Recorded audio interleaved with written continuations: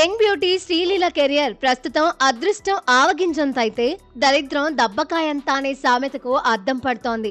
పెళ్లి సందడి చిత్రంతో టాలీవుడ్ కు పరిచయమైన ఈ ముద్దుగుమ్మ ఆ సినిమా విడుదల కాకముందే వరుస అవకాశాలతో టాక్ ఆఫ్ ది టౌన్ గా మారింది. అయితే అసలైన మలుపు తీసుకున్నది ధమాకా సినిమాతోనే. ఆ సినిమా భారీ విజయం సాధించడంతో శ్రీలీల గోల్డెన్ లెగ్గుగా పేరు తెచ్చుకుంది. దీంతో కుర్ర హీరోలంతా ఆమెతో నటించడానికి క్యూ కట్టారు. కానీ విచిత్రం ఏంటంటే శ్రీలీల కెరియర్లో ధమాకా తర్వాత ఇప్పటి వరకు ఒక్క హిట్ కూడా లేదు. హిట్లు లేకపోయినా అవకాశాలు ఏమైనా తగ్గాయా అంటే అదీ లేదు.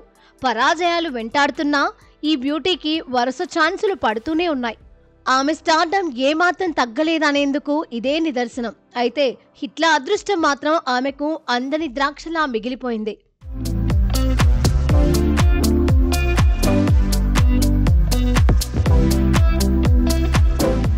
ఇక ధమాకా విజయం తర్వాత శ్రీలీల నటించిన సినిమాలు బాక్సాఫీస్ వద్ద వరుసగా పరాజయాలను చవిచూస్తున్నాయి.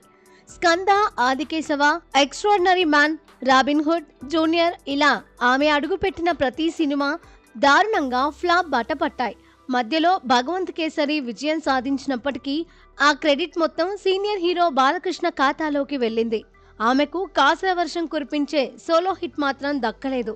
అయితే పుష్ప 2లో వచ్చిన కిసిక్ సాంగ్ ద్వారా మాత్రం శ్రీలీల తన డాన్స్ తో ప్రేక్షకులను మెప్పించి ఒక మంచి హిట్ ను అందుకుంది. ఇక ఇటీవలే విడుదలైన మాస్ జాతర సినిమా పైన భారీ అంచనాలు నెలకొన్నాయి.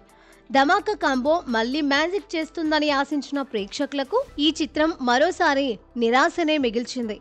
ఇక వరుస పరాజయాల నేపథ్యంలో యంగ్ బ్యూటీ శ్రీలీల ప్రస్తుతం ఆశలన్నీ పరాశక్తి సినిమాపైనే పెట్టుకుంది. కోలీవుడ్ స్టార్ శివకార్తికేయన్ హీరోగా సంచలన దర్శకురాలు సుధా కుంగర దర్శకత్వంలో ఈ సినిమా రూపొందుతోంది.